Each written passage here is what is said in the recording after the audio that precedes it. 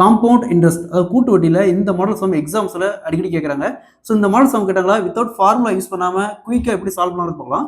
ஒரு குறிப்பிட்ட அசலானது 2 ஆண்டுகளில் ஆண்டுக்கு 10% கூட்டு வட்டியில் மொத்த தொகையாக 6050 கிடைக்கிறதில் அசல் தொகையை காணும்னு கேட்டிருக்காங்க. ஸோ இங்க 2 வருஷம் சொன்னாலும் சரி, இல்ல 3 வருஷம் சொன்னாலும் சரி, இதே ட்ரிக் தான். இந்த ஒரே ட்ரிக் நீங்க அப்ளை பண்ணிக்கலாம். இந்த மாடல் சம் கேட்டாங்களா இங்க மொத்த தொகை எவ்வளவு கொடுத்துருக்காங்க? 6050 6050 அப்படியே ரைட் பண்ணிக்கோங்க.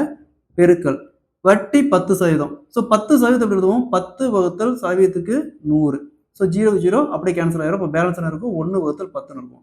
ஸோ இந்த பேஸ் வேல்யூ இந்த 10 நியூமரேட்டர்ல போட்டுக்கோங்க.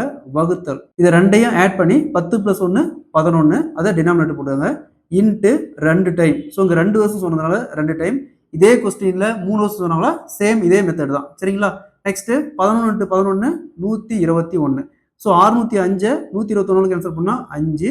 ஸோ 5 இங்க ஒரு 0 இருக்குது. அதுக்கப்புறம் இங்க ஒரு 2 0 இருக்குது. அப்ப அசல் பார்த்தோம்னா 5000 ரூபாய்.